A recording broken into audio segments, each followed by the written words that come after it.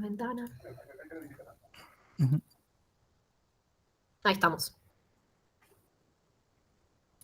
Bueno, y creo que vas a tener una clase personalizada hasta que llegue alguno y vuelva a quedar grabado para los que se suman. Cualquier cosa, si te tenés que retirar, anda tranquilo, no pasa nada. Yo sigo, más que nada, para que a ustedes les quede después grabado y lo puedan ver. Bueno, dale, muchas gracias. Bueno, hoy la idea un poco es ver e-commerce, ¿sí? Enfocado más desde la óptica de derecho del consumidor, que fueron algunos de los temas que quizás que fuimos tratando alrededor de la materia, ¿sí? Hoy mi idea es obviamente hacer foco en lo que es el comercio electrónico puntualmente, pero vamos a hacer como una introducción al derecho de consumo. A mí me parece algo súper provechoso que ustedes se lleven quizás los conceptos básicos de derecho al consumidor, tanto para que lo tengan para su vida diaria y cotidiana. Para mí esta es una de las materias, sobre todo consumo, que tendría que darse, por ejemplo, en niveles ya de secundaria, ¿sí? Y tener que, además de la formación ciudadana que tenemos, que se introduzcan estas normas de alguna forma, porque todos somos consumidores, ¿sí? Así que mi idea es, por un lado, sí que se lleven los contenidos básicos en el desarrollo del comercio electrónico y las implicancias que pueden tener ustedes desarrollando, participando en desarrollos o en obtención de datos o en auditoría, ¿sí? De por ejemplo, páginas web o marketplace. Pero más que nada, mi intención, si bien esa es la final, la intención marco es esta, que ustedes puedan también, para su vida cotidiana, llevarse estos conceptos básicos que me parecen como fundamentales para que los van a poder aplicar para cualquier tipo de reclamo que tengan ustedes en el sentido de consumidores, ¿sí? Así que bueno, un poquito acá como hacemos siempre, la idea es ver la introducción, ¿sí? Vamos a primero a hacer una introducción del tema, por qué va a ser importante meternos en este campo a analizarlo, ¿sí? Después vamos a ver conceptos previos que vimos en otras clases y que tienen relación con este, para poder vincular. Un poco el orden del cronograma está como está para que ustedes ya tengan conceptos previos aprendidos y comprendidos y que puedan entender, quizás acá cuando estamos hablando de algo, a qué nos referimos. Después vamos a hablar puntualmente de qué se entiende por comercio electrónico, ¿sí? El impacto del derecho de consumidor en el comercio electrónico, qué pasa con los contratos electrónicos en el Código Civil y Comercial de la Nación, algunas cuestiones a tener en cuenta al diseñar una web, ¿sí? O al manipularla, qué pasa con la responsabilidad legal de los intermediarios digitales y puntualmente acá lo que es la ley aplicable y jurisdicción competente en caso de contiendas judiciales, ¿sí? En caso de que algún reclamo llegue a juicio, ¿sí? Y por último, vamos a ver las conclusiones. Hola, Ilén, ¿cómo estás? Hola a todos, perdón la demora. Tranqui, gracias por sumarte. Hoy somos pocos o estamos varios caídos, que hay como un virus general de gripe, o bueno, se complicó, pero bueno, acá estamos. Sí, yo también estoy en esa, en esa camada, pero bueno, Sí, acá sí. estoy. Le decía A recién las lo 8 mismo. igual me tengo que ir, pero porque doy clases, ¿viste? Pero Sí, me después acuerdo. termino de ver, yo las estoy viendo después a las clases. Me acuerdo. Tranquila, gracias por sumarse. Yo cualquier cosa sigo hablando como si estaríamos todos, porque la idea es que les quede grabado. No es obligatoria la asistencia en este caso, le pueden seguir asincrónico. Así que todo bien, les agradezco por sumarse. Un poco lo que le decía Franco, la intención de hoy es ver e-commerce. Estábamos ya por la introducción recién, vamos a ver puntualmente comercio electrónico. ¿Sí? Obviamente, desde la órbita del derecho de consumo, que es una órbita que es interesante más que nada para que ustedes, si diseñan webs, si manipulan webs, si intervienen en webs que manejan algún tipo de comercio, ¿sí? Electrónico, venta de servicios o de productos, sepan cuáles son las obligaciones legales que tiene que cumplir el proveedor desde ese lado. Lo que le decía Franco, que también me parece interesante y provechoso para ustedes, que se lleven los pilares de derecho al consumo, ¿sí? Que van a ser los mismos, ¿sí? Para cualquier reclamo que ustedes tengan en la vida cotidiana, que me parece, más allá desde el enfoque electrónico que le vamos a dar hoy al comercio electrónico, me parece como algo interesante y que muchas veces no se da la formación necesaria a todos los ciudadanos que la deberíamos tener. Yo soy una fiel creedora de que esta materia, por ejemplo, derecho de consumo, tendría que estar en nivel secundario, ¿sí? Formar parte de todo lo que es la formación ciudadana. Pero bueno, hoy por hoy no está muy incluida, incluso en derecho, cuando uno cursa el secundario, muy pocos profesores tocan este tema. Bueno, mi idea un poco es sí darle el enfoque en comercio electrónico, que es un poco cuáles son las condiciones que hay que tener en cuenta que debe cumplir un sitio, ¿sí? Desde el aspecto legal, con destino, digamos, a ofrecer un bien o servicio, por si ustedes manipulan ese sitio, pero también me gustaría que se lleven como estos conceptos para su vida cotidiana porque pueden ser útiles. Así que bueno, es un poco la idea de la clase que les sirva también para el cotidiano. Bueno, en principio, un poco lo que les decía, ¿por qué va a ser importante en este caso conocer ¿sí? el comercio electrónico y los aspectos legales para técnicos informáticos? ¿Sí? Esto era un poco lo que les decía recién. Porque no solo van a escribir código, pueden crear, manipular plataformas que conectan consumidores con productos y servicios. ¿Sí? Van a manejar datos personales, medios de pago, contratos digitales y decisiones que impactan en los derechos de los usuarios. Acá puntualmente, como les dije, vamos a hacer foco en lo que es derecho de consumo, ¿sí? En el e-commerce, ¿sí? Relacionado también obviamente con la ley de protección de datos personales, como ya vimos, no vamos a hablar sobre esos conceptos, quizás los nombremos como disparadores, para que los tengan en cuenta. Por eso acá puntualmente vamos a decir que van a existir leyes específicas que regulen estas actividades, desde la ley de defensa del consumidor hasta la ley de protección de datos personales, resoluciones que obligan a incluir, y resoluciones también que nos van a incluir, nos van a obligar de alguna forma a incluir ciertas funciones en los sitios web y obligaciones respecto a términos, condiciones y devoluciones, ¿sí? Bueno, un poquito para recordar algunos conceptos previos que tienen acá impacto en lo que es derecho de consumo, ¿sí? Puntualmente recordemos de qué hablamos, qué entendemos por contrato, esto lo habíamos visto en la clase donde vimos contratos informáticos. Bueno, el 957 del Código Civil y Comercial de la Nación nos va a decir que el contrato va a ser un acto jurídico mediante el cual dos o más partes manifiestan su consentimiento para crear, regular, modificar, transferir, extinguir relaciones jurídicas patrimoniales, ¿sí? Tengan en cuenta que en los contratos generalmente se da este carácter patrimonial, ¿sí? Y pueden darse todas estas acciones, tanto para crear un derecho, para regularlo, para transferir o para extinguir, ¿sí? Son todas las posibilidades. ¿Qué habíamos visto? Habíamos visto la diferencia entre contrato informático y contrato electrónico. Puntualmente, cuando hablamos de e-commerce, lo que vamos a estar presente es en presencia de contratos electrónicos, ¿sí? En gran medida. Porque en este caso, lo que vamos a tener como objeto, ¿sí?, de esos contratos va a ser cualquier bien o servicio y vamos a utilizar a la informática como medio de celebración, ¿sí? Recuerden esto, que en el contrato informático, en cambio, lo que estaba como objeto, ¿sí?, de contrato, de intercambio, ¿sí?, de prestación, era un bien o servicio informático. En cambio, en el electrónico, lo que habíamos visto era que donde va a estar la informática presente, la tecnología, es en el modo de celebración. Pero el bien o producto es un producto no informático, ¿sí? Un bien o producto del mercado. Bueno, en eso se va a enfocar toda la teoría del e-commerce para estar, digamos, atada por el derecho de consumo. Bueno, eso es para recordar un poco concepto de contrato, qué es el contrato electrónico puntualmente, que lo habíamos visto para la clase, creo que fue la segunda o la tercera, y después recordemos este concepto de firma, que es muy importante, que era puntualmente lo que nos planteaba acá. Tuve un error, yo lo voy a corregir, el artículo es el 288 del Código Civil y Comercial de la Nación. Cuando pase el PPT se los corrijo. Puntualmente lo que nos decía este artículo era que la firma va a probar la autoría de la declaración de voluntad expresada en el texto al cual corresponde, ¿sí? Debe consistir en el nombre del firmante o en un signo. Y lo importante que estuvimos debatiendo fue que en los instrumentos generados por medios electrónicos, ¿sí?, el requisito de la firma de una persona queda satisfecho si se utiliza una firma digital que asegure indubitablemente la autoría integral del instrumento. Acá habíamos visto puntualmente en lo que fue la clase de firma digital y firma electrónica que este artículo, el 288, que después se los corrijo, planteaba dos teorías, y una teoría mayoritaria, que en realidad lo que defendía esta teoría era una eficacia jurídica tanto de la firma electrónica como de la firma digital, es decir, que se pueden manifestar la voluntad de contratar, por ejemplo, en este caso, tanto por ambas firmas, ¿sí?, de una persona. Y que este artículo de alguna forma tenía una deficiencia en la legislativa, porque se utilizó quizás específicamente el término firma digital cuando se tendría que haber aplicado una neutralidad más tecnológica, ¿sí? Quizás acá lo importante, lo que nos decía el artículo, que lo importante es que la forma en que yo voy a manifestar esa expresión de voluntad tiene que ser de alguna forma que indubitablemente asegure la autoría e integridad del documento. Es una firma electrónica, nos lo podía asegurar. Entonces, la postura mayoritaria de este artículo, de alguna forma nos decía que el requisito de la firma iba a poder estar cumplido tanto por firma electrónica o firma digital, ¿sí?, por esta eficacia jurídica. Obviamente, teniendo en cuenta que la firma digital goza de esto de la garantía de no repudio y la electrónica no, esto de la inversión de la carga de la prueba. Recuerden que ambas firmas van a ser válidas, ¿sí? Pero ¿qué pasa? La firma electrónica se la va a tener válida per se, en principio, y quien la desconozca va a ser quien tiene que probar que ese documento no se firmó. En cambio, la electrónica, uno puede utilizarla, pero si la otra persona me dice esa no es tu firma, yo voy a tener, el firmante, es decir, quien firmó, va a tener que demostrar que esa firma electrónica cumplió con los requisitos, ¿sí? Es la inversión de la carga de la prueba.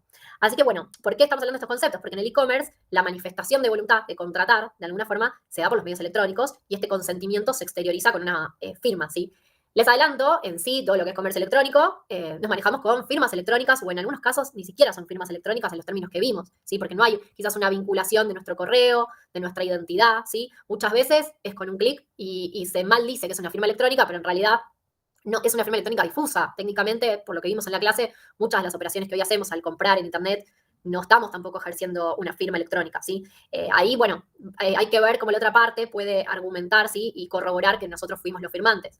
Por eso genera a veces muchas complicaciones hoy la falta de aplicación, ¿sí?, de esto, y que, por ejemplo, no todos los ciudadanos tengamos una firma digital. Por ejemplo, una propuesta sería muy útil cada vez que uno va a renovar quizás el DNI, se nos asigne una firma digital, ¿sí?, para movernos en esta especie de ciudadanía digital, ¿sí? Pero bueno, hay falta de proyección de políticas y muchas veces lo que contratamos por Internet de alguna forma no tiene esos consentimientos como solicita la ley, ¿sí?, para que lo tengan en cuenta. Pero bueno, la idea es que recuerden eso, que en el marco, digamos, del e-commerce vamos a hablar de contratos electrónicos y que va a estar esta firma, esta manifestación del consentimiento en muchos casos difusa, ¿sí? En los casos que yo les diría con certeza que hay firma electrónica, más que nada son en los casos donde contrato algún producto a través del home banking, porque, por ejemplo, todo lo que es la banca electrónica, ahí sí se manejan con una firma electrónica porque tienen una verificación de token, ¿sí?, de clave pública, clave privada, tienen una contraseña, tienen la vinculación previa de la identidad de la persona, ¿sí? Entonces, en ese campo sí estamos hablando quizás de una firma electrónica, si contrató algo dentro del home banking, pero fuera no tampoco tenemos una firma electrónica en sí, ¿sí?, como para que lo contemplen. Bueno, yendo un poco al tema que nos ocupa, ¿qué vamos a entender por comercio electrónico? Va a comprender de alguna forma toda forma de transacción comercial, ¿sí?, que se realice por medios electrónicos. Esto incluye la compra y venta de servicios a través de Internet, pero también abarca otras actividades, ¿sí?, conexas, como la contratación digital, la publicidad, los pagos en línea, la logística electrónica, la atención al cliente virtual, entre otras cosas. Jurídicamente, acá lo que les puse, el comercio electrónico, no constituye un nuevo tipo de contrato, ¿sí? Son contratos clásicos. ¿Qué pasa? Vamos a hablar de contratos clásicos de compra-venta, de prestación de servicios, celebrados a través de medios digitales, ¿sí? Lo que cambia va a ser el soporte, no necesariamente la esencia del vínculo legal, ¿sí? Recuerden cuando vimos contratos informáticos, el contrato informático tenía una teoría específica, ¿sí? Esto del corrimiento de plazo de entrega, de las características principales. Bueno, ¿qué pasa con los contratos electrónicos? Los contratos electrónicos van a estar dentro de la órbita de la teoría general del contrato, como cualquier contrato, ¿sí? Como el contrato que firmamos en forma física, de compra-venta, ¿sí? Lo único que va a cambiar es el medio, ¿sí? Pero se va a guiar por no las normas de la teoría general del contrato informático, sino por las normas generales de la teoría general del contrato que aporta el Código Civil. Obviamente que el Código Civil, al haberse modificado en el 2015, incorporó algunas cuestiones a tener en cuenta en este tipo de contratos, que se llaman celebrados a distancia, ¿sí? Porque el proveedor y el consumidor no están juntos en un mismo sector, digo, en un mismo espacio, sino que están en diferentes lugares y quizás momentos a veces, ¿sí? Recuerden lo que vimos de contrato, que quizás fue un poco denso, pero para esto sirve un poco de lo que vimos de la oferta y la aceptación, ¿sí? Las dos caras de un contrato, y que cuando uno, digamos, el oferente hace la oferta, el consumidor en este caso acepta, esa aceptación tiene que ser recibida por el oferente para que se perfeccione el contrato.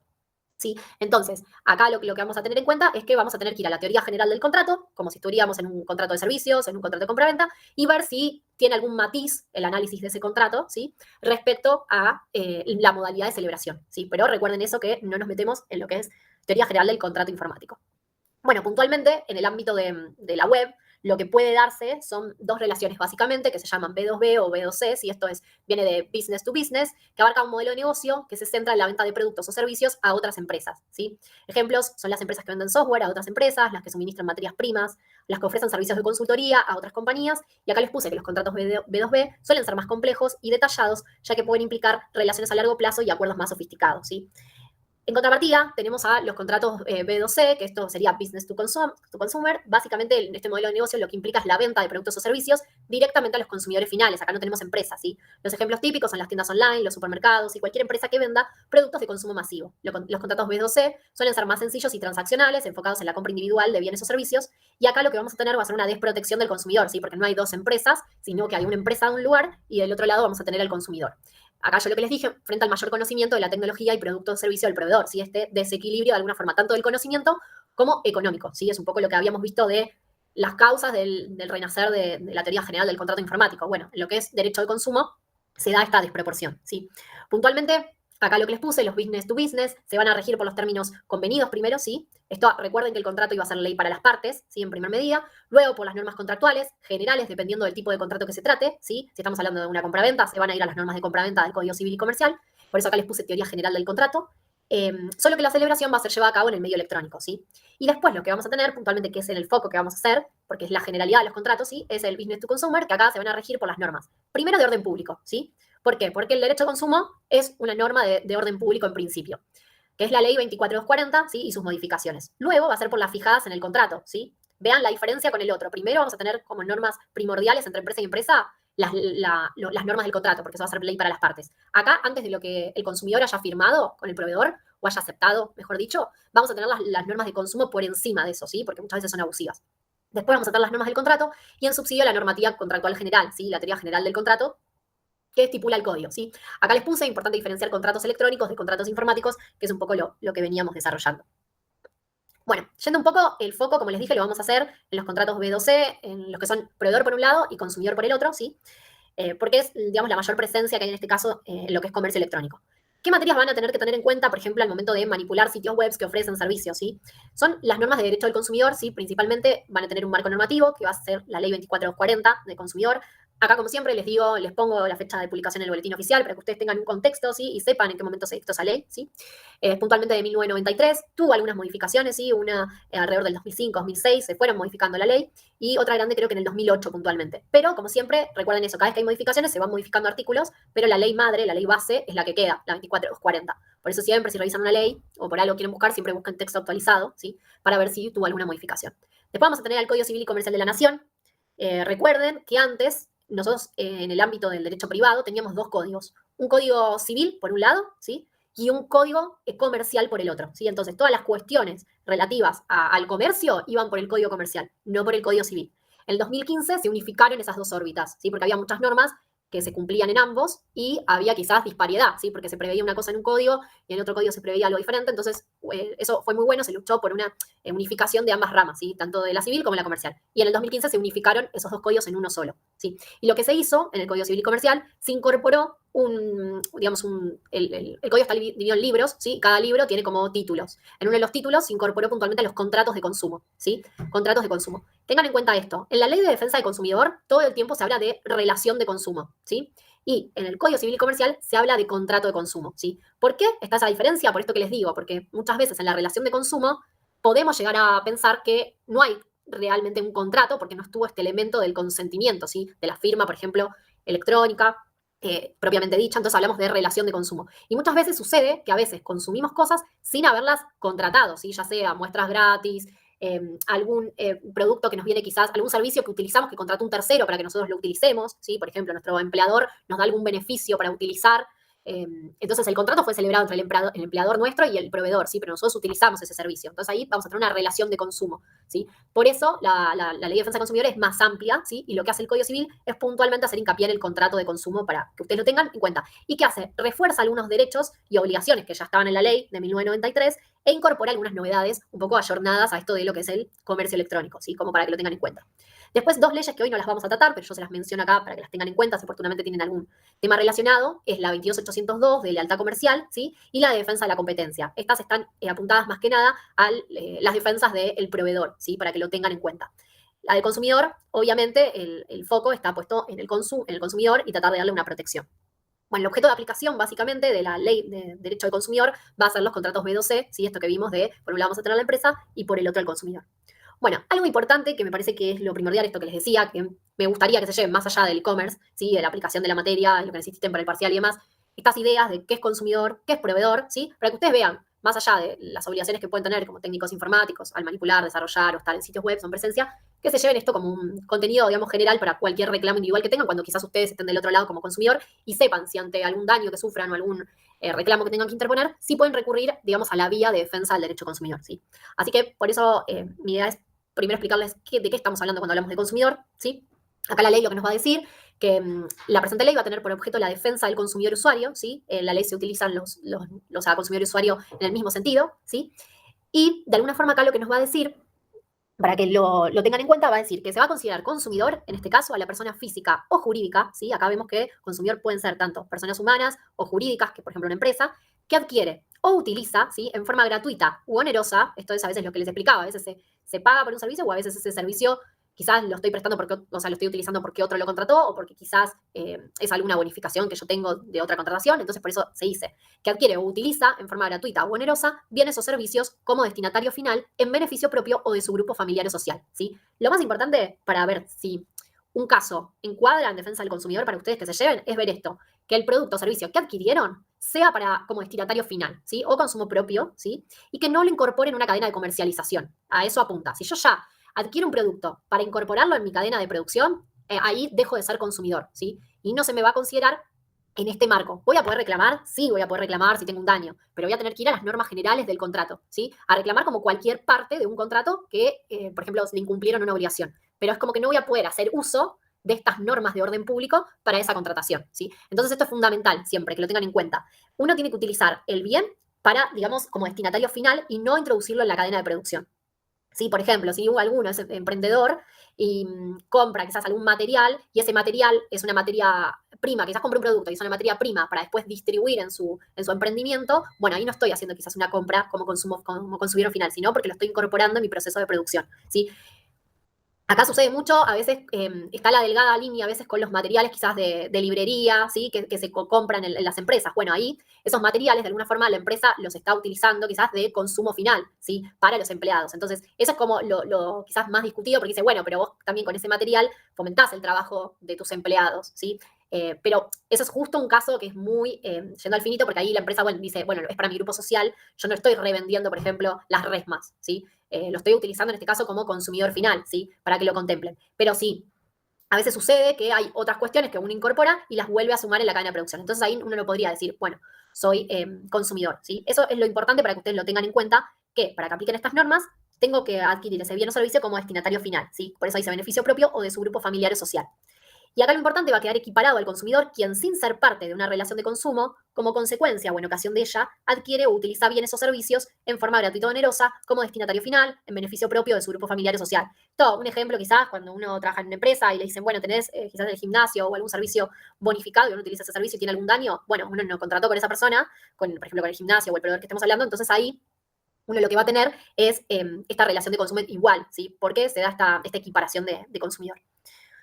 ¿Y qué vamos a entender por proveedor? Para tener estos dos conceptos claves, ¿sí? Va a ser la persona físico-jurídica, también puede ser una persona o una empresa, no hace falta que siempre proveedor sea una empresa, puede ser una persona física, de naturaleza público-privada, esto también hay que tenerlo en cuenta, que desarrolla de manera profesional, aún ocasionalmente, actividades de producción, montaje, creación, construcción, transformación, importación, concesión de marca, distribución y comercialización de bienes o servicios destinados a consumidores o usuarios, ¿sí? Son todo este abanico de acciones que puede desarrollar tanto una persona física como una persona jurídica para ser considerada proveedor. Todo proveedor está obligado al cumplimiento de la presente ley, ¿sí? Al ser proveedor de servicios, por ejemplo, si ustedes los contratan para intervenir, ya sea en el diseño, en la manipulación, en la autoría de una web, tienen que tener, y esa web ofrece bienes o servicios, tienen que tener en cuenta el cumplimiento de esta ley por parte del proveedor, ¿sí? Algo importante acá que se lo señalé, no van a estar comprendidos en esta ley, es decir, que no van a ser considerados proveedores los servicios de profesionales liberales que requieran para su ejercicio título universitario o matrícula otorgada por colegios profesionales reconocidos oficialmente o autoridad facultada para ello, ¿sí? Pero sí la publicidad que se haga de su ofrecimiento. Por ejemplo, nosotros, los abogados, no somos considerados proveedores en los términos de la Ley de Defensa del Consumidor. Obvio que si un abogado contrata con otro particular el servicio profesional, porque si yo, por ejemplo, voy y por Mercado Libre me compro cualquier producto, voy a ser consumidora, porque ahí no es que estoy ofreciendo mi servicio de abogada, ¿sí? Digamos, jurídico. Pero ahora, si yo ofrezco el servicio jurídico, como profesional liberal, no va a ser considerado en la órbita de defensa del consumidor, sí va a ser considerado si yo incumplo mis deberes en la órbita del Código Civil y Comercial de la Nación, con las leyes respectivas para los profesionales liberales, ¿sí? Pero eso para que lo tengan en cuenta, otros profesionales liberales, contadores, psicólogos, ¿sí? Para que tengan en cuenta a qué abarca esto, ingenieros, ¿sí? Todo lo que tenga este aval de matrícula otorgada, se tienen que dar los dos requisitos para que lo tengan en consideración. Pero si, por ejemplo, uno empieza a hacer publicidad de ese servicio, ahí lo que va a estar de alguna forma alcanzada por la Ley de Defensa del Consumidor va a ser la publicidad. No sé si alguno quería mencionar algo. Con los docentes preguntan. ¿Qué pasa con los docentes puntualmente si son proveedores de servicios? Bueno, ahí sería una profesión liberal porque tienen un título otorgado, ¿sí? Si bien no hay matrícula, ¿sí? Pero tienen, digamos, una concesión para actuar, pero el docente no entraría en defensa del consumidor, digamos, como prestador del servicio de docencia. No. Eso, Ailu, para aclarar que preguntaste puntualmente. No sé si alguno quería hacer otra pregunta, pero tengan en cuenta eso. En este caso, como estaba ofreciendo un servicio de docencia, no, los docentes no van a entrar en el ámbito de defensa del consumidor. Pero si recuerden esto que les digo, si el docente va y compra algo para beneficio personal, o quizás tiene un emprendimiento, además de ser docente y ofrecer servicios de docencia, ahí sí va a estar alcanzado, ¿sí? No es por la figura en sí, sino por la prestación del servicio y que esté la prestación del servicio atado a su profesión, para que lo tengan en cuenta. Bueno, a ver, ¿por dónde vamos? Ante la presentación de denuncias, ¿sí? que no se vincularan con la publicidad de los servicios presentadas por los usuarios y consumidores, la autoridad de aplicación de esta ley informará al denunciante sobre el ente que controle la respectiva matrícula a los efectos de su tramitación, ¿sí? En este caso, por ejemplo, yendo al caso de la docencia, si hay algún daño que se estima, bueno, acá les va diciendo, anda el Ministerio de Educación, que en ese caso va a ser de alguna forma el ente regulador, para que determinen ellos la sanción a dar, ¿sí? En ese caso.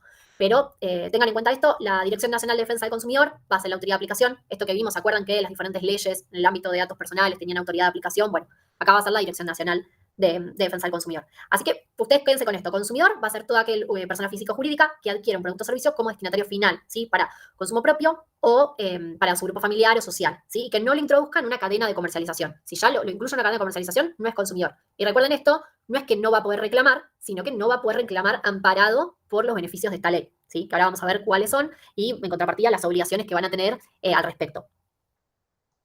Bueno, si alguno quiere hablar, quizás porque yo me pierdo en el chat o algo, me interrumpe y lo vemos, porque sé que es un tema quizás que trae interés.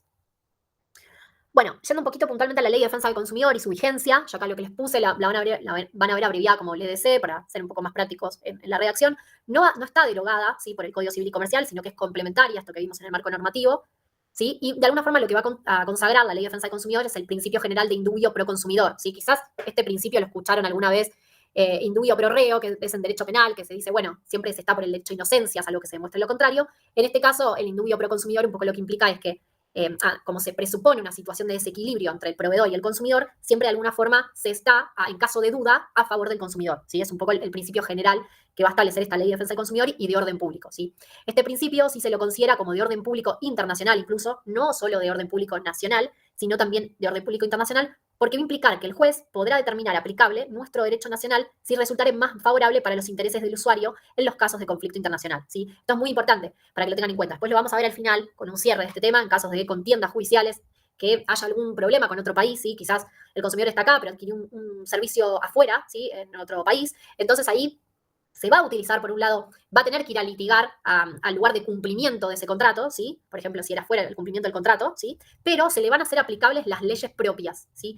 Esto es un poco lo de jurisdicción y ley aplicable, ¿sí? Que en ese caso es como una excepción, porque el juez solo de cada territorio aplica la ley de su territorio, ¿sí? Por regla general.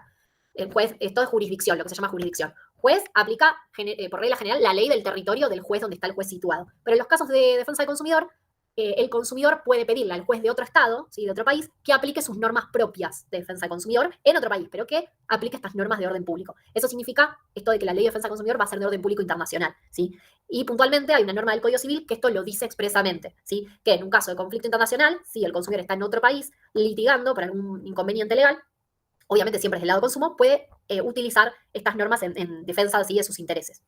Sobre esta postura, acá puse, si se considera que la ley de defensa del consumidor se trata de una norma de policía, esto es como un sinónimo de orden público, o sea, aplicación inmediata, el derecho aplicable a un consumidor argentino siempre será el derecho argentino, ¿sí? Y en consecuencia la ley de defensa del consumidor, ¿sí? Esto es como una regla lógica para que ustedes lo tengan en cuenta. Vamos a volver igual al final sobre la diferencia en cómo tratamos el caso interno y cómo tratamos el caso si estamos en otra jurisdicción. Bueno, la ley de defensa del consumidor y la contratación electrónica, puntualmente. Ahora nos vamos a meter de lleno en este tema, lo que es comercio electrónico, cuáles van a ser las obligaciones necesarias, digitales, de alguna forma que hay que tener en cuenta. Pero recuerden estos dos conceptos de consumidor y de proveedor que les va a servir para cualquier tipo de reclamo o daño que sufran también ustedes como consumidores, ¿sí? Para saber si pueden ir a hacerse de estas herramientas, ¿sí? Bueno, en principio vamos a volver ahora desde la otra perspectiva, como si ustedes estarían asesorando a un proveedor y tendrían que tratar de que ese proveedor ¿sí? cumpla con todos los requisitos de esta ley. Bueno, ¿cuáles son? ¿Sí? Esto en contrapartida, tenganlo presente, que ustedes también como, si estarían como consumidor, los podrían exigir. Las obligaciones legales en plataformas digitales, ¿sí? Que nos trae un poco el derecho al consumo, en primer lugar es la información, ¿sí? El proveedor está obligado a suministrar al consumidor en forma cierta, clara y detallada todo lo relacionado con las características esenciales de los bienes y servicios que provee y las condiciones de su comercialización, ¿sí? Términos y condiciones. También les puse acá, detallar concretamente el proveedor, es decir, quién es el que está otorgando ese producto o bien o servicio, ¿sí? ¿Para qué? Para que después ante un reclamo yo sepa a quién le tengo que reclamar, ¿sí? O a dónde tengo que mandar, por ejemplo, una carta de documento, a dónde tengo que mandar una citación a una mediación, a una demanda, ¿sí? Entonces necesito saber concretamente quién es el proveedor y esto la ley lo exige, ¿sí? Y su domicilio, por esto mismo que les decía, porque necesito primero identificarlo y saber dónde le tengo que ir a reclamar, ¿sí? Estos son requisitos básicos que nos pide la ley de defensa del consumidor respecto a la información con la que debe contar todo consumidor. Entonces, en contrapartida, si ustedes asesoran a un proveedor en plataformas digitales, bueno, nos tenemos que asegurar que en la web esté todo esto visible para evitar cualquier reclamo posterior, ¿sí? Obviamente que hay un montón de webs que conocemos que no cumplen con todos estos requisitos, pero a veces son quizás los proveedores que son más conocidos en el ámbito de las conciliaciones de consumo, ¿sí? Donde todo el tiempo se le están requiriendo, se le están fijando multas. Ahora vemos como algunas cuestiones que se pueden aplicar, algunas sanciones para tratar de prevenir eso, ¿sí? Una repetición en los daños de ciertos proveedores. Bueno, por un lado teníamos la información. Tiene que tener todas estas características, ¿sí? Clara, cierta, detallada, ¿sí? Y sobre todo comprensible para el usuario. Después, otra cuestión a tener en cuenta es la publicidad, que va a ser vinculante, ¿sí? Esto lo establece el artículo 8. Las precisiones formuladas en la publicidad o en anuncios, prospectos, circulares u otros medios de difusión se tienen por incluidos en el contrato con el consumidor y van a obligar al oferente, ¿sí? Acá muchas veces sucede que algunas empresas lanzan publicidades, ha sucedido mucho quizás con fake news, que han habido algunos casos, o quizás por el boom de alguna moda o de alguna noticia, lanzan una publicidad que incluso después a veces dicen que es chiste, y esa publicidad después la tienen que concretar, ¿sí? Y llevar a cabo, porque eso de alguna forma fue vinculante para el consumidor. Creo que había pasado un caso con Habana, si mal no recuerdo, que había sacado creo que un tweet donde ofrecía alguna serie, un producto si la gente comentaba o hacía, no me acuerdo puntualmente cuál era, qué era lo que estaba pidiendo Habana, pero después Habana se tuvo que retractar y creo que le mandó creo que una caja navideña había sido, con el tema de las fiestas, a cada persona que había participado de alguna forma de esa publicidad, ¿sí? Porque era como que obligaba o de alguna forma ofrecían esa publicidad con algún comentario o algún requisito que había que cumplir, algo y dijo, no, lo hice para hacer publicidad, no era vinculante. Bueno, ahí la Dirección Nacional de Defensa del Consumidor de alguna forma genera presión en las empresas y les dice, no, mira, si la publicidad es vinculante, si no te vamos a aplicar una multa. Entonces, eso para que lo tengan en cuenta.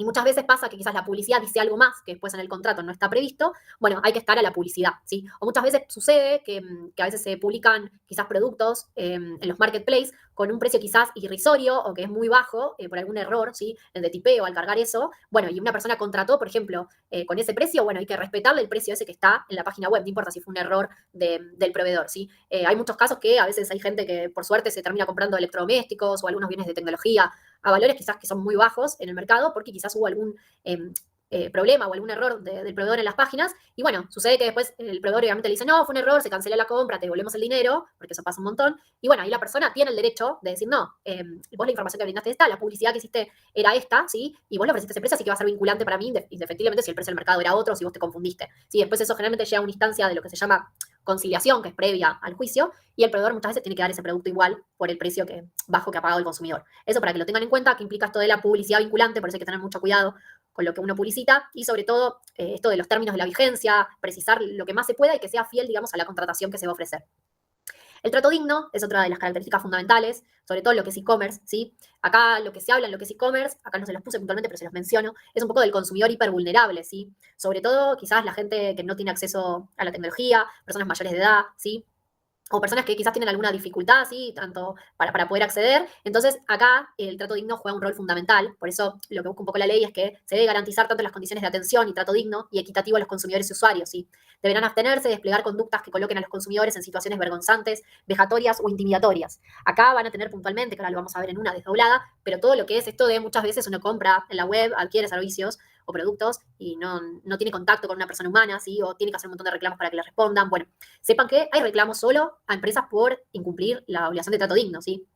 Para que tengan en cuenta. Después les explico, para que ustedes entiendan por qué quizás estos reclamos llegan a buen puerto, porque en lo que es defensa del consumidor hay instancias, tanto a nivel municipal, ¿sí? Digamos local de alguna forma, como nacional, donde el reclamo al consumidor es gratuito, ¿sí? La instancia de conciliación previa, ¿sí? Y no es necesario, en la instancia, digamos, prejudicial, presentarse con abogado. Entonces, muchas veces uno como consumidor puede recurrir a estas instancias de conciliación previas a juicio porque no son tan costosas, y eso de alguna forma puede hacer esto, de que quizás uno ya tiene el producto o el servicio, pero tardó un montón, tuvo que hacer una peregrinación para obtenerlo, para contactarse con alguien, entonces inicia un reclamo por este resarcimiento, por quizás la situación vejatoria en la que estuvo, la situación intimidatoria, ¿sí? Entonces tengan en cuenta eso también, por qué llegan los reclamos, porque está esta gratuidad en el proceso, ¿sí?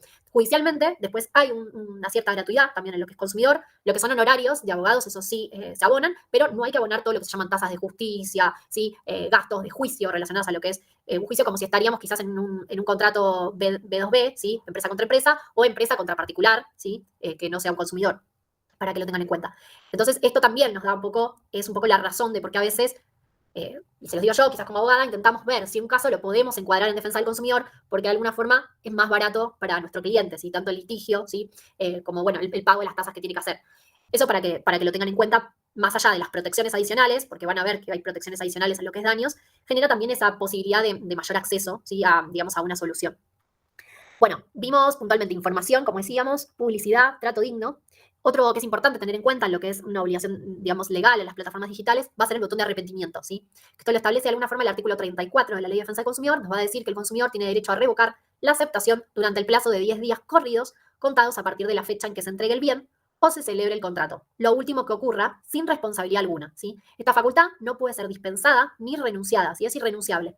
Los gastos de devolución son por cuenta del vendedor, ¿sí? Esto para que lo tengan en cuenta. Como mínimo, tienen que ser 10 días corridos, ¿sí? ¿Por qué este botón de arrepentimiento es fundamental en todo lo que es e-commerce? Porque uno no puede ver el producto que quiere comprar en el momento, no lo puede revisar, no puede ver si cumple con los estándares que desea. Incluso muchas veces la información no está completa, entonces quizás no son las medidas de que yo pedí el producto, ¿sí? Esto para que lo tengan en cuenta. Entonces, ¿qué es fundamental? Cuando se diseña una web que ofrece un producto o servicio, incluir este botón de arrepentimiento. Y tiene que estar expresado, acá no lo puse, pero después lo van a ver si quieren profundizar en las normas que les comparta, tiene que estar expresado de forma clara, ¿sí? No puede estar escondido en la web, en algún lugar. No, tiene que estar claro para el consumidor y tengan en cuenta que tiene que tener este plazo mínimo de 10 días corridos. Hay algunos marketplaces que lo extienden. Por ejemplo, a mí me pasó hace poco con Mercado Libre, tuve que hacer una devolución y me daban un plazo mayor incluso que 10 días, ¿sí? Esto para que lo tengan en cuenta. 10 días es el plazo mínimo que estipula la ley. Después, cualquier proveedor puede estipular uno mayor, ¿sí? Y para que tengan en cuenta, los gastos de devolución van a estar a cargo del vendedor, ¿sí? Si tiene, por ejemplo, que ir a buscar ese producto, ¿sí? Que se haya adquirido, tiene que estar a su disposición. Y otro fundamento, este botón de arrepentimiento, más allá de este contrato celebrado a distancia y no tener, digamos, contacto con el producto, es esto quizás de muchas veces de la premura, intimidación que hay en redes sociales, bueno, adquirí, nos bombardean quizás con algoritmos, en el sentido de, bueno, necesitas este producto y te empieza a aparecer por todos lados donde lo necesites, el producto y casi no te deja pensar si verdaderamente lo necesitas o no. Entonces, de alguna forma es como esta protección de quizás yo lo pensé en frío y dije, no, pará, no quiero este producto, porque ni siquiera tengo que manifestar, ¿sí? Esto es algo importante, el botón de arrepentimiento, no tengo que manifestar el por qué, ¿sí? Algunas plataformas te piden incluirlo, pero solo a los fines de obtener información, ¿sí? De generar estadísticas por qué los consumidores están devolviendo este producto. Pero no es necesario invocar una causa, no es que tiene que ser, vino fallado o está roto, no. O sea, si me arrepentí, lo puedo hacer y cuento con ese derecho, ¿sí? De, en los 10 días, devolverlo. Otra cosa que les digo, ¿por qué es importante ver si estoy consumidor? Porque voy a poder utilizar estas herramientas, que si yo sería un particular que introduce, ¿sí? El producto o servicio en su cadena de comercialización, ahí no, el proveedor me va a decir, no, vos no sos consumidor final, no puedes usar las garantías de esta ley, ¿sí? Eso es un poco para que lo tengan en cuenta. Y relacionado con lo que vimos de trato digno, puntualmente lo que vamos a tener acá va a ser la atención por persona humana, ¿sí? Esto nos lo va a establecer no la Ley de Defensa del Consumidor específicamente, ya nos va a hablar del trato digno, ¿sí? Como derecho, como concepto, y la Secretaría de Comercio va a precisar en una resolución cómo tiene que materializarse el trato digno, ¿sí? En lo que es el e-commerce para los consumidores, ¿sí? Entonces, lo que nos va a decir esta resolución, que el consumidor va a tener derecho a la atención por parte de una persona humana, ya sea por vía telefónica o por medios electrónicos, y la posibilidad de comunicarse de manera gratuita con las empresas proveedoras de servicios. Por eso vieron que muchas veces algunas webs, sobre todo a veces de servicios públicos, cargan un chatbot en la página, o quizás primero, empiezo a hablar con el chatbot y después, si no me puede responder lo que yo necesito, me da el contacto con una persona humana, ¿sí? ¿Por qué está esta obligación? Bueno, pues es una obligación legal, puntualmente, ¿sí? Esto es para que lo tengan en cuenta, tienen que brindarse un número telefónico gratuito, generalmente un 0800, o puntualmente el trato, el vía electrónico de una persona humana, ¿sí? Pero tiene que poderse hablar con una persona humana. Esto genera muchas sanciones también, porque hay un montón de empresas que no lo cumplen. Pero ustedes tenganlo en cuenta porque esto, si asesoran a un proveedor, díganle, bueno, vos tenés que cumplir con esto. Tenés que primero tener el botón de arrepentimiento, después vas a tener que cumplir con publicar en la web un contacto telefónico donde la gente se pueda contactar en caso de reclamo, y si no tenés un contacto telefónico, un call center o alguien que pueda atender esos reclamos, sí vas a tener que brindar un servicio de, digamos, de respuestas, ¿sí? Por chat. Quizás primero lo puedes automatizar, sí, con un chatbot, pero después el canal de comunicación tiene que ser una persona humana. Bueno, puntualmente vimos un poco las obligaciones legales, las principales que tienen que tener en cuenta para el diseño, ¿sí? De sitios web donde ofrecen productos y servicios. Y algo importante que vimos va a ser la responsabilidad por daños en materia de derecho del consumidor, que les decía, para que ustedes tengan en cuenta. Lo importante de esta norma, y va a ser el artículo más importante con cualquier persona que hablen, es el artículo 40, ¿sí? De la Ley de Defensa del Consumidor, que lo que nos va a establecer es, puntualmente esto que les puse acá, pero se los voy a ir explicando, pero primero lo leemos. Si el daño al consumidor, ¿sí? Resulta del vicio o riesgo de la cosa, ¿sí? O de la prestación del servicio, responderán, ¿sí? El productor, el fabricante, el importador, el distribuidor, el proveedor, el vendedor y quien haya puesto su marca en la cosa o servicio, ¿sí? Es decir, toda esa cadena de producción, todos los que intervinieron en esa cadena, acá puntualmente los tienen, va a responder tanto quien produjo el servicio, ¿sí? Si es un producto, que lo produjo, quien lo prestó, si es un servicio, el fabricante incluso de ese producto, ¿sí? El importador, es decir, que lo va a trasladar, el distribuidor también, el proveedor puntualmente, el que lleve ese producto al consumidor, tanto el vendedor, todos aquellos y hasta quien haya puesto su marca, ¿sí? En la cosa o servicio, va a responder por derecho del consumidor. Y acá hay una excepción para el transportista, que de alguna forma lo que va a decir el transportista responderá por los daños ocasionados a la cosa con motivo o en ocasión del servicio, ¿sí? Si está sucediendo algo mientras justo el transportista lo está moviendo de un lugar a otro, ¿sí? Para que tengan en cuenta. ¿Qué implica esto? Una responsabilidad solidaria. Sin perjuicio de las acciones de repetición, dice que correspondan. Solo se liberará, total o parcialmente, quien demuestre que la causa del daño le es ajena. ¿Esto qué implica? La responsabilidad solidaria significa que uno puede ir en contra de todos, ¿sí? Por igual, por el 100%, ¿sí? Contra cualquiera de la cadena de producción, uno puede ir por el 100%, para que ustedes lo contemplen. Y lo que pueden hacer después entre las partes es, por ejemplo, quizás, estoy pensando en algún caso, uno compra un producto por Mercado Libre, ¿sí? De alguna marca en particular. No sé, LG, sí, por ejemplo. Y el vendedor es, bueno, no les quiero decir quizás un producto de tecnología, pero pensemos quizás una tele, para no decir justo una compu o algo, para no confundirse y que piensen que son informáticos. Una televisión. Sí, por ejemplo, vamos a comprar una tele por Mercado Libre, ¿sí? Y la tele es de Samsung. Y me la vende la tienda Juan Pérez, ¿sí? Y también Mercado Libre me ofreció esa tele. Bueno, ahí en defensa del consumidor, si yo tengo un problema con esa tele, podría ir contra los tres, ¿sí? Podría ir contra Mercado Libre, contra Samsung y contra el vendedor Juan Pérez, ¿sí? Eso implica esto de incluir todos en la cadena. Y la responsabilidad va a ser solidaria, es decir, que todos me van a tener que responder al 100, ¿sí? No es que cada uno me va a dar una tele, sino que contra cualquiera que yo vaya, tiene que responder por el 100%, ¿sí? Y después entre ellos, por ejemplo, Samsung va a decir, no, quizás yo la tele a vos vendedor, a Juan Pérez, yo te la entregué bien. Vos quizás manipulaste la televisión y la tele llegó dañada por algún problema tuyo, bueno, pero puertas adentro se van a resolver la cuestión entre ellos, ¿sí? De cómo se van a distribuir ellos el daño. Pero frente al consumidor, cualquiera puede responder por el 100, ¿sí? Y después puertas adentro, por eso esto se dice, la acción de repetición que corresponda, se harán los reclamos internos que correspondan, ¿sí? Para compensar. Algo importante que tiene la Ley de Defensa del Consumidor es esto que yo les puse acá, que es un factor de atribución objetivo, ¿sí? La atribución de responsabilidad deviene como consecuencia del daño sin importar si hubo dolo o culpa del actor en la cadena de producción, ¿sí? Por ejemplo, Samsung quizás me va a responder por algún daño en esa tele, pero Samsung no tuvo dolo o culpa en generarme a mí un daño, ¿sí? Solo por esta cuestión de va a tener que responder porque está en la responsabilidad objetiva, ¿sí? Del daño. Es solidario, ¿sí? Porque no tiene que acreditarse una vinculación de dolo o culpa con el daño, sino meramente por haber estado en la cadena, por haber incluido su marca, ¿sí? O haber sido el fabricante de ese producto, va a tener que responder, ¿sí? Pero no es que tiene que haber esto que implica lo que se llama factor subjetivo, es decir, que me pongo a ver si la persona, ¿sí? En este caso persona jurídica o persona física, cometió, digamos, el ilícito, ¿sí? No importa si lo cometió o no, por eso hablamos de objetiva. Tiene un factor de atribución objetivo donde ya por haber estado en la cadena de producción va a ser responsable, ¿sí? Esto es algo bastante interesante porque me ahorro quizás como consumidor tener que demostrar esa culpa, ¿sí? Porque no, tiene un factor de atribución de que se llama objetivo. Ya por haber estado, por haber sido el fabricante, por haber estado estipulado acá en el artículo 40, ¿sí? Que el fabricante va a responder, de alguna forma va a tener que indemnizarme, ¿sí? Un punto para que tengan en cuenta es el artículo 40 bis, que la ley del consumidor nos va a establecer la posibilidad de reclamar un daño directo, ¿sí? El 40 nos va a decir quiénes son los responsables.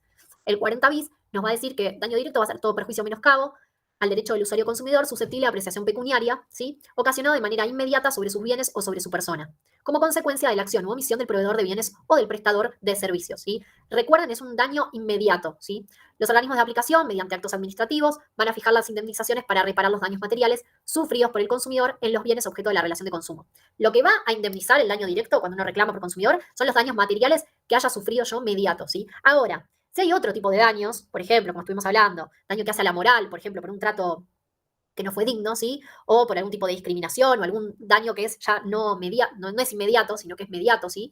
Ahí voy a tener que ir a reclamar lo que se llama el daño por el Código Civil y Comercial de la Nación, ¿sí? Y se pueden sumar esos daños, para que ustedes lo tengan en cuenta, ¿sí? Puedo reclamar el daño directo por la Ley de Defensa del Consumidor, ¿sí? Que va a implicar solo el daño material, y después me puedo ir a reclamar por el Código Civil lo que se llama una indemnización integral, ¿sí? Que hace tanto a las consecuencias patrimoniales de la persona como extrapatrimoniales, ¿sí? Todo esto de los derechos personalísimos, el honor, la moral, ¿sí? Para que tengan en cuenta. Y daños que no van más allá de lo inmediato, sino que pase es algo, no es algo inmediato, sino que van un poquito más allá. Esto para que lo tengan en cuenta. Y lo más importante, que esto quizás lo que trata de poner un freno a las empresas, es que la Ley de Defensa del Consumidor, esto no lo puede ir a buscar por el Código Civil y Comercial, la Ley de Defensa del Consumidor como consumidor da la posibilidad de reclamar lo que se llama el daño punitivo, ¿sí? El daño punitivo viene un poco de la idea del daño de derecho penal, ¿sí? Es un daño civil, pero tiene como esas bases, ¿sí? Busca penar, digamos, a la empresa por el incumplimiento que hace, ¿sí? Entonces, dice, al proveedor que no cumpla sus obligaciones legales o contractuales con el consumidor, ¿sí? A instancia del damnificado, es decir, del consumidor usuario, el juez podrá aplicar una multa civil a favor del consumidor, la que se graduará en función de la gravedad del hecho y demás circunstancias del caso, independientemente de otras indemnizaciones que correspondan. Esto que les digo, que no es que un daño anula al otro, pedir un daño, sino que todos se complementan, ¿sí? Cuando más de un proveedor sea responsable del incumplimiento, responderán todos solidariamente ante el consumidor, sin perjuicio de las acciones de regreso que les correspondan. La multa civil que se imponga no podrá superar, dice acá, al máximo de la sanción de multa prevista en el artículo 47, inciso B de esta ley, ¿sí? ¿Cuál es ese tope que tienen? Que dice acá, va a ser la multa de 0,5 a 2.100, ¿sí? Canastas básicas, total para el hogar, ¿sí? Que publica el Instituto Nacional de Estadísticas y Censos. Esto para que lo tengan en cuenta.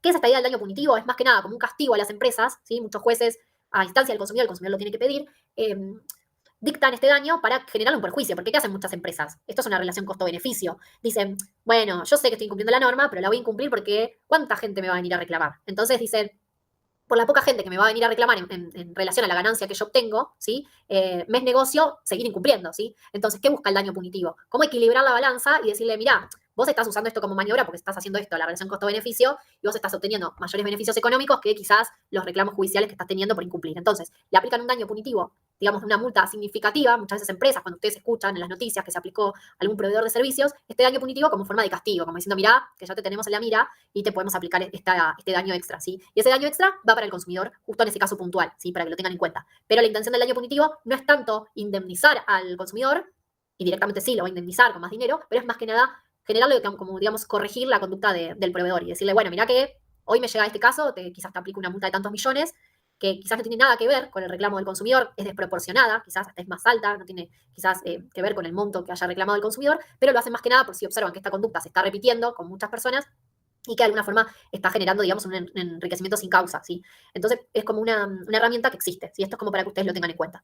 Bueno, volviendo un poco para ir cerrando, las obligaciones digitales, ¿sí? Que habíamos visto al inicio, hablamos de información, de publicidad vinculante, trato digno, botón de arrepentimiento, consignar esto de la atención por persona humana, ¿sí? Por parte del proveedor. Lo que también van a tener que tener en cuenta son algunos conceptos que vimos en otras clases, que algo fuimos hablando. Bueno, el consentimiento en entornos digitales, firma digital versus firma electrónica, gran presencia de esta última, incluso en muchos casos difusa, que es un poco lo que les hablaba al principio. Vamos a tener una oferta y aceptación en contratos celebrados a distancia, perfeccionamiento con aceptación recibidas, o como conceptos para que recuerden. Después recuerden todo lo que vimos relacionado en prueba del contrato electrónico. Acá, si hay algún problema que haya que de alguna forma detectar, ¿sí? En el marco de la web, ¿sí? Piensen en todo lo que es el resguardo de documentos electrónicos que vimos en la materia de prueba. Tengan en cuenta que también lo que van a tener que cumplir es lo que es la ley de protección de datos personales, ¿sí? En lo que es plataformas digitales. Van a tener todos los principios de la ley 25326, todo el tema de datos sensibles y el consentimiento informado, ¿sí? Y la seguridad de la información, ¿sí? Que son conceptos que fuimos viendo a lo largo de las diferentes clases, que la idea es que esos puedan estar de alguna forma volcados en las plataformas digitales para que puedan tener un marco, ¿sí? Legal y técnico cubierto, ¿sí? Bueno, yendo ahora puntualmente a qué nos va a aportar el Código Civil y Comercial respecto a los contratos electrónicos. Yo les decía que la Ley de Defensa del Consumidor del 93 fue una de las primeras normas que se ocupó, ¿sí? En lo que es defensa del consumidor, y en ese momento teníamos dos códigos, el Código Civil por un lado, el comercial por el otro, y no había normas relacionadas a consumo. Cuando en 2015 se unificaron ambas órbitas, el Código Civil y Comercial lo que incluyó fue puntualmente los contratos de consumo, ¿sí? Y estas normas no es que anulan la defensa del consumidor, sino que son complementarias, ¿sí? Es como un marco protectorio más fuerte, más robusto para el consumidor. Acá puntualmente vamos a ver algunos artículos para que ustedes tengan en consideración, ¿sí? El artículo, yo acá se los puse para que después los puedan leer, los contratos celebrados fuera de los establecimientos comerciales, ¿sí? No es el caso de los que vamos a ver en e-commerce, vamos a hablar de los contratos celebrados a distancia, pero mi idea es que ustedes puedan ver la diferencia, ¿sí? No significa que un contrato celebrado a distancia para el derecho es el contrato fuera de los establecimientos comerciales, sino que son algunos particulares. Entonces, los contratos celebrados fuera de los establecimientos comerciales nos va a decir la ley que están comprendidos en la categoría de contratos celebrados fuera de los establecimientos comerciales del proveedor, el que resulte de una oferta o propuesta sobre un bien o servicio concluido en el domicilio o en el lugar de trabajo del consumidor, ¿sí? En la vía pública o por medio de correspondencia. Los que resulten de una convocatoria al consumidor usuario al establecimiento del proveedor o a otro sitio, ¿sí? Cuando el objetivo de dicha convocatoria sea total o parcialmente distinto al de la contratación, o se trate de un premio o de un obsequio, ¿sí? En estos casos vamos a hablar de contratos celebrados fuera de los establecimientos comerciales. ¿A qué vamos a llamar contratos celebrados a distancia? Que es un poco lo que les decía al principio. Van a ser los contratos celebrados a distancia, aquellos concluidos entre un proveedor y un consumidor, ¿sí? Vean que para que se apliquen las normas de contrato celebrado a distancia, tenemos que tener un proveedor y un consumidor, ¿sí? Tiene que estar la figura del consumidor, con el uso exclusivo de medios de comunicación a distancia, ¿sí? Entendiéndose portales, los que pueden ser utilizados sin la presencia física simultánea de las partes, esto que les decía. En especial, se van a considerar contratos celebrados a distancia aquellos celebrados por los medios postales, ¿sí? Los electrónicos, que son los que a nosotros nos importa, telecomunicaciones, así como servicios de radio, televisión o prensa, ¿sí? Entonces, vamos a todo lo que es e-commerce, ¿sí? Enfocado en el aspecto del derecho de consumo. Cuando haya un consumidor, vamos a hablar de contratos celebrados a distancia, ¿sí? La utilización de los medios electrónicos, bien como ya en el 2015 se empieza a pensar en el e-commerce, porque hasta ese momento la ley de defensa del consumidor no hablaba específicamente de medios electrónicos, ¿sí? Entonces, acá es como que trata de reforzar las ideas con las novedades actuales a ese momento. Siempre que en este código o en leyes especiales se exija que el contrato conste por escrito, ¿sí? Este requisito se debe tener satisfecho si el contrato con el consumidor o el usuario contiene un soporte electrónico o una tecnología similar, ¿sí? Acá les está abriendo la puerta a los contratos electrónicos y si se fijan, no hace diferenciación entre firma electrónica, firma digital, ¿sí? O en forma de expresar este consentimiento, ¿sí? Esto quizás también es a veces un aval para demostrar que los contratos celebrados por medios electrónicos no se está exigiendo solo firma digital, sino como que se podrían ofrecer otras formas de manifestación de voluntad, ¿sí? Ya sea firma electrónica u otro tipo de manifestación que no sería ninguna de las firmas en los sentidos estrictamente legales que vimos. Información sobre los medios electrónicos. Si las partes se valen de las técnicas de comunicación electrónicos similares para la celebración de un contrato de consumo a distancia, el proveedor debe informar al consumidor, además del contenido mínimo del contrato y la facultad de revocar, esto que hablamos, lo mismo que nos dice la Ley de Defensa del Consumidor, el artículo 4, Defensa del Consumidor, derecho a información y este botón de arrepentimiento, le debe informar todos los datos necesarios para utilizar correctamente el medio elegido, ¿sí? Para comprender los riesgos derivados de su empleo y para tener absolutamente claro quién asume esos riesgos. Esto que decíamos de identificar al proveedor, dar la mayor cantidad de datos. Este artículo refuerza un poco la idea de información, ¿sí? El deber de información que impone el artículo 4 de la Ley de Defensa del Consumidor. Las ofertas por medios electrónicos, ¿sí? Nos va a decir que las ofertas de contratación por medios electrónicos similares deben tener vigencia durante el periodo que fija el oferente o en su defecto durante todo el tiempo que permanezcan accesibles al destinatario, ¿sí? Esto ténganlo en cuenta. ¿Por qué? Porque, por ejemplo, si se sube alguna oferta de un servicio y uno le dice y el proveedor, uno compra, y el proveedor dice, no, ya no lo tengo más. Y bueno, ¿y por qué no lo diste de baja de tu sitio web si ya no está más? Porque ya al momento de ofrecerme ese producto o servicio al público, vos decís que lo tenés en stock, ¿sí? Entonces, por eso se empezaron a incluir en las páginas web esto del sin stock, ¿sí? Hacer un registro de stock para que pueda aparecer eso en las webs, porque si uno no lo pone, por ejemplo, el proveedor no lo pone, no está brindando la información actualizada al consumidor, ¿sí? Entonces, uno lo que tiene que estar siempre actualizando eso y quizás estableciendo un contador, ¿sí? De la cantidad de productos que va a poner a disposición en el marketplace y que se vayan disminuyendo, pero que sea aparezca sin stock y no sea esa oferta vinculante, porque recuerden que esa oferta pasa a ser una publicidad en la web, entonces él puede exigir ese producto. El oferente debe confirmar por vía electrónica y sin demora la llegada de la aceptación, ¿sí? Esto vieron que cuando compramos un producto o algo, al toque nos tiene que llegar de alguna forma al instante el correo de confirmación de la operación, sí, esto es un poco lo que establece la norma. El lugar de cumplimiento, sí que es algo importante, los lugares celebrados fuera de los establecimientos comerciales, ¿sí? A distancia y con utilización de medios electrónicos o similares, ¿sí? Acá sería tanto para los contratos celebrados en establecimientos comerciales fuera de los establecimientos, como también los de distancia, se considera lugar de cumplimiento aquel en el que el consumidor recibió o debió recibir la prestación, ¿sí? Ese lugar va a fijar la jurisdicción, ¿sí? Para los conflictos derivados del contrato. La cláusula de prórroga de jurisdicción se tiene por no escrita, ¿sí? ¿Qué significa esto? Que muchas veces quizás uno recibe un producto en el domicilio del consumidor y los términos y condiciones del proveedor dice que en caso de conflicto la jurisdicción, no sé, uno está en Cava y te dice que la jurisdicción va a ser en Santa Fe. Bueno, ahí la prórroga de jurisdicción, es decir, esto de poder elegir otra jurisdicción, esa cláusula se va a tener por no escrita, porque si el consumidor recibió el producto en Capital, por ejemplo, Capital Federal, y el proveedor ponía los términos y condiciones que en caso de conflicto va a tener que ir a litigar a Santa Fe, bueno, eso el consumidor puede tenerlo por no escrito e iniciar el reclamo ante el juez de Capital, ¿sí? Y no irse a Santa Fe a litigar. Por eso es importante determinar el lugar de cumplimiento y tener en cuenta al momento de estipular los términos y condiciones, ¿sí? De la web, tratar, mi consejo sobre todo, que después lo vamos a ver al final de la clase, es de adaptarlo a la real necesidad del servicio, o sea, a las condiciones del servicio que se esté prestando o del bien, ¿sí? Porque muchas veces lo que se hace es agarrar términos y condiciones estándar, copiar y pegar, y muchas veces no tiene relación con lo que uno está ofreciendo, ¿sí? Eso es como para que lo tengan en cuenta. Puntualmente, ahora vamos a ver lo de la revocación, esto que vimos como botón de arrepentimiento, va a decir que los contratos celebrados fuera de los establecimientos comerciales y también en los de distancia, recuerden que son dos, pero este artículo se aplica a ambos, el consumidor tiene el derecho irrenunciable, ¿sí? De revocar la aceptación dentro de los 10 días computados a partir de la celebración del contrato, ¿sí? Si la aceptación es posterior a la entrega del bien, el plazo debe comenzar a correr desde que esta última se produce, ¿sí? Si el plazo vence en día inhábil, se prorroga hasta el primer día hábil siguiente.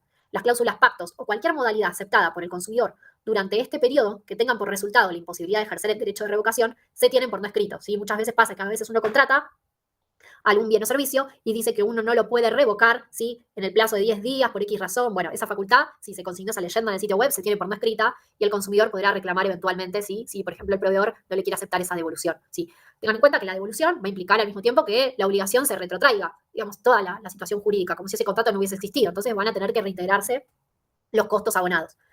Una aclaración que se las menciona al pasar, porque quizás anda por su cabeza, todo el tema de lo que son vuelos, ¿sí? Compra de vuelos, que muchas veces ahí dice, bueno, no hay reembolso. Bueno, ahí hay una pelea que se las menciono solo para conocimiento, porque puede ser que esta inquietud la tengan como consumidores, más allá de la profesión que tengan. Sucede que en esos casos que tenemos atravesado lo que se llama el código aeronáutico, ¿sí? Entonces, en virtud del código aeronáutico y de normas sobre ese asunto, muchas veces no es posible de alguna forma reclamar por defensa del consumidor, ¿sí? Porque esas normas están amparadas por el derecho aeronáutico. Hay alguna jurisprudencia al respecto que dice que si uno no llegó a tomar el vuelo, ¿sí? Técnicamente todavía no tiene configurado el rol de pasajero, ¿sí? De pasajero de vuelo porque no tomó el vuelo, no subió, ¿sí? al avión, y que en ese caso todavía es consumidor y podría llegarse a invocar esta ley, ¿sí? Como derecho de defensa, y esto implica que se retrotraerían todas las condiciones, también se puede aplicar los daños punitivos, todo lo que vimos, ¿sí? Esto para que lo tengan en cuenta porque quizás es alguna cuestión que se les viene pensando en el tema, para que lo tengan en cuenta, es discutido, sí, por esto, porque todo lo que es vuelo generalmente se tiene que regir por el código aeronáutico y el código aeronáutico excluye defensa del consumidor. Y tiene sus particularidades específicas. Pero hay jurisprudencia que lo que plantea un poco es esto. Pero como les digo, que sea jurisprudencia y que no sea una ley, implica que uno tenga que ir a reclamar y citar lo que dijo otro juez para que me beneficie a mí, quizás como consumidor, ¿sí? Entonces esto es algo como para que ustedes lo tengan en cuenta puntualmente para ese tipo de servicios, ¿sí? Si piensan en esos casos, un poco la postura, como en derecho, como yo siempre les digo, cuando no hay algo concreto, siempre nos vamos con la biblioteca de un lado, según a quien estemos asesorando o con que nos convenga así a los fines de la defensa. Pero tengan en cuenta que está esta postura que algunos dicen, bueno, si todavía no se tomó el vuelo, no se configuró el rasgo de pasajero, ¿sí? La calidad de pasajero, entonces sería consumidor y podría ir por estas normas. Como les digo, discutido. Volviendo un poco a la ley, el deber de informar, el derecho a la revocación, esto va atado un poco a lo que vimos, ¿sí? La información tiene que estar en todo momento y lo que les decía, que el proveedor va a tener que informar al consumidor sobre la facultad de revocación mediante su inclusión en caracteres destacados en todo documento que presenta el consumidor en la etapa de negociaciones o en el documento que instrumenta el contrato concluido, ¿sí? Ubicada como disposición inmediatamente anterior a la firma del consumidor usuario. El derecho de revocación no se extingue si el consumidor no ha sido informado debidamente sobre su derecho, ¿sí? Esto para que lo tengan en cuenta, el derecho de revocación tiene como dos aristas. Una vez que uno apretó clic, bueno, como botón de arrepentimiento, ¿sí? Y si no, derecho a revocar, cuando uno va en el carrito avanzando, avanzando, avanzando, bueno, hasta antes de formalizar el pago, concretamente, uno tiene derecho también a revocar la contratación. Como les digo, lo que hace el código acá es reforzar. Bueno, el plazo y forma de notificar la revocación, estos son puntualmente el efecto del ejercicio del derecho de revocación, ¿sí? Es ejercido en tiempo y forma por el consumidor, las personas quedan liberadas, ¿sí? De sus obligaciones correspondientes y deberán restituirse, esto que les decía, recíproca y simultáneamente las prestaciones que han cumplido, ¿sí?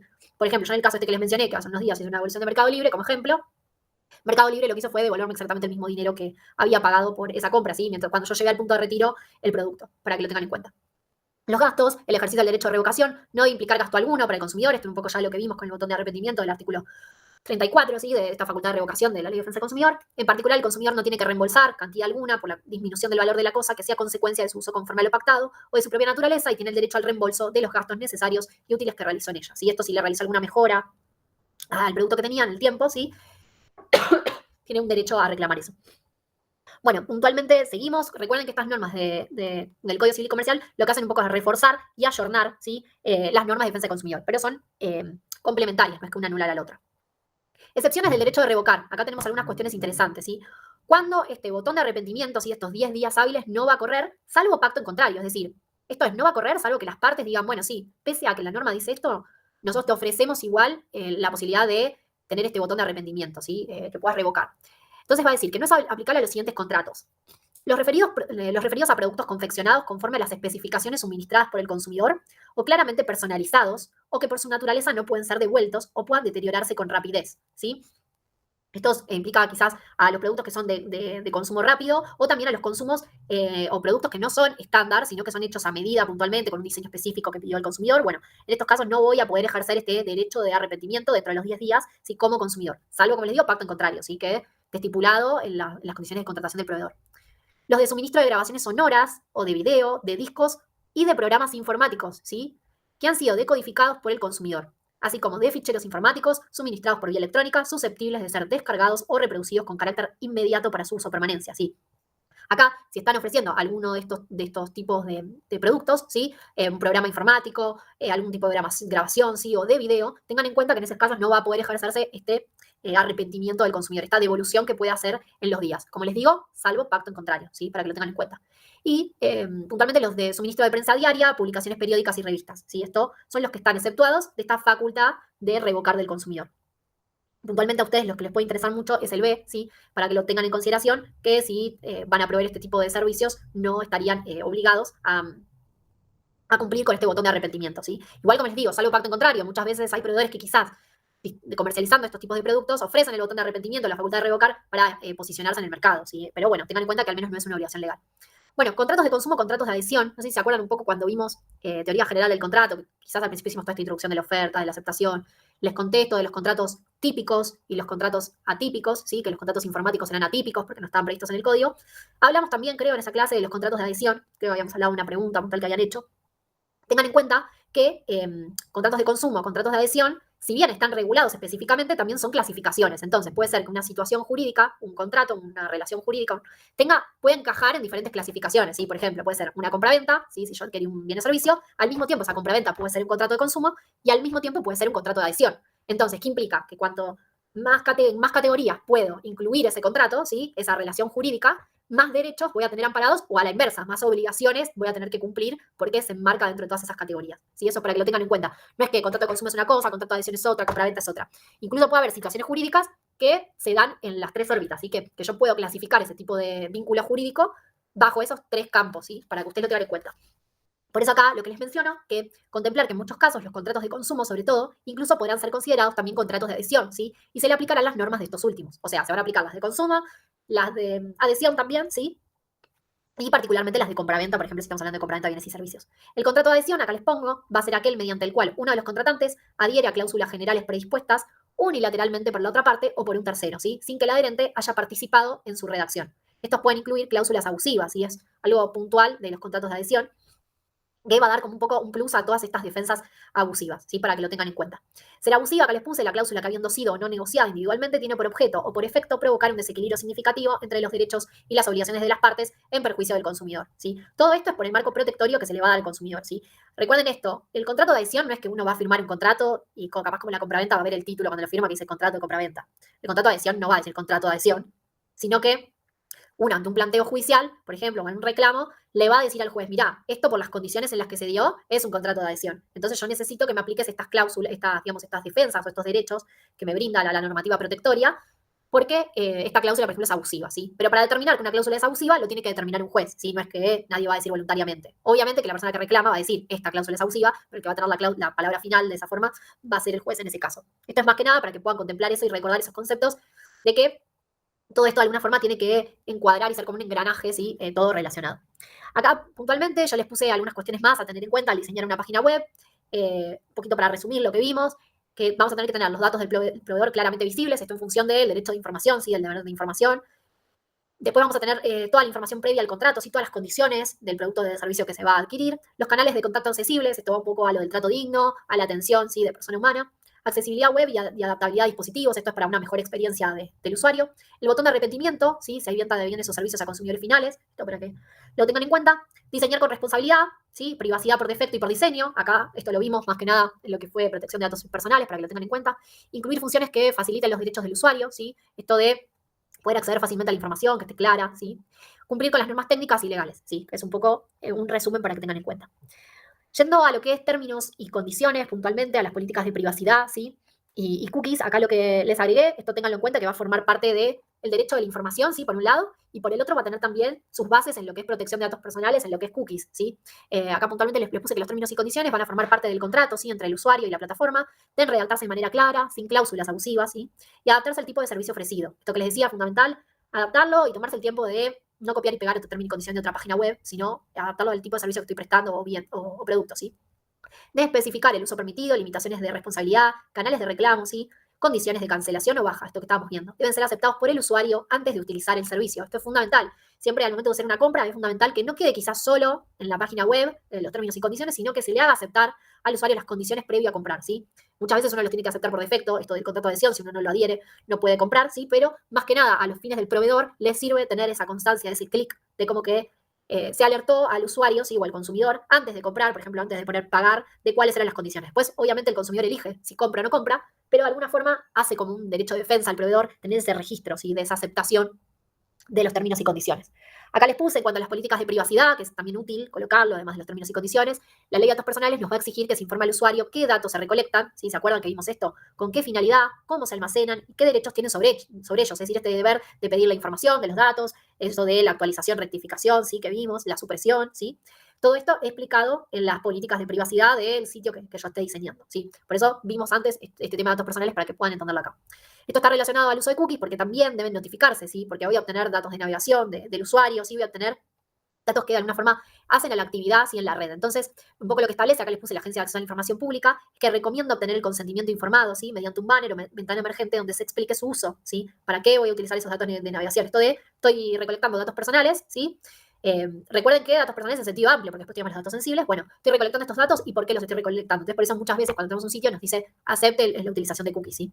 Además, es recomendable guardar versión y fecha de aceptación, esto que les decía, ya que esto puede ser utilizado como prueba en caso de litigio, ¿sí? El proveedor, ante un reclamo consumidor, puede decir yo alerté al consumidor de cuáles eran las condiciones, para qué era la política de privacidad y él decidió seguir adelante, ¿sí? Así que es algo útil al momento que tengan en cuenta para cuando diseñen. Bueno, yendo un poquito a la responsabilidad legal de los intermediarios digitales en los comercios electrónicos, ¿sí? Acá yo les puse los intermediarios, marketplace, hosting, plataformas de pago, por ejemplo, ¿sí? Desde la órbita del derecho del consumidor, en principio van a ser considerados parte de la cadena, ¿sí? Y responsables solidarios frente a un producto falso, dañado o fallado, por ejemplo, ¿sí? Recuerden esto de la responsabilidad objetiva en defensa del consumidor y que es también solidaria, así que se va a extender a todos. Acá les puse algo de publicidad de e-commerce puntualmente, vamos a tener algunos límites legales para tener en cuenta. Uno de los mayores riesgos legales, le puse para los desarrolladores, es permitir o mostrar publicidad engañosa, ¿sí? Esto que vimos un poco al principio. La ley 24240 prohíbe anuncios falsos o confusos, ¿sí? La Dirección Nacional de Defensa del Consumidor, autoridad de aplicación, que ya les fui mencionando, ha sancionado empresas por promociones ambiguas o imágenes que no se corresponden con el producto real. También es clave prestar atención a promociones dinámicas o dirigidas por algoritmos, si se personalizan mal o se oculta información relevante, puede haber sanciones y reclamos civiles. Esto de no se van a respetar todas las cuestiones de cumplir con la información, ¿sí? Bueno, algo importante con métodos de pago a tener en cuenta con las plataformas digitales son que los medios de pago en e-commerce deben cumplir con normas tanto del BCRA como de ARCA, ¿sí? Hay que permitir pagos con tarjeta, débito y transferencias con seguridad. Esto lo estipula ARCA, ¿sí? Cualquier proveedor de un bien o servicio no solo tiene que permitir, ya sea en forma presencial el pago físico, con dinero físico, sino también ofrecer medios de pago digitales, ¿sí? Lo mismo sucede en el ámbito digital, para que lo tengan en cuenta. Se tienen que habilitar estos medios y obviamente con seguridad, ¿sí? Si se integra, yo puse a una plataforma con Mercado Pago, por ejemplo, debe garantizarse la trazabilidad y además es importante informar correctamente al usuario sobre devoluciones, cancelaciones y el uso de sus datos financieros, ¿sí? La prevención del fraude no es solo técnica, también va a ser legal en este caso, ¿sí? Es todo sobre la información. Si bien bajo la órbita de derecho del consumidor pueden ser convocados como parte de la cadena de comercialización, hoy su figura se encuentra discutida, ¿sí? ¿Por qué? En algunos supuestos, dado que solo fueron convocados como medios de pago y no intervienen en la cadena de propiamente de producción de dicha comercialización, muchas veces lo que sucede es que las empresas están diciendo, por ejemplo, si hay sucede mucho, sobre todo con Mercado Pago, una cosa es cuando uno utiliza Mercado Libre, ¿sí? Porque si el producto está en Mercado Libre, ahí sí están comercializando con el producto porque lo están ofreciendo, ¿sí? Y está más clara la responsabilidad objetiva, ¿sí? La responsabilidad solidaria y objetiva de la plataforma, ¿sí? ¿Por qué? Está ofreciendo ese servicio, está lucrando, ¿sí? Obtiene un lucro. Pero ahora bien, cuando quizás la operación se realizó en una página web del usuario, propia del usuario, y solo se utiliza quizás Mercado Pago como medio de pago, hay un poco lo que dice Mercado Pago es, me utilizaron a mí como podrían haber utilizado a una tarjeta de débito, de crédito, o podrían haber pagado en efectivo, ¿sí? Yendo al caso, por ejemplo, una compra presencial. Y ahí no es que se cita al Banco Central por esa compra en efectivo, diciendo que es responsable también de la cadena porque es el creador del billete, por ejemplo, ¿sí? De la emisión del billete. Entonces ahí, hoy por hoy, está discutido cuando se utiliza solo como medio de pago, ¿sí?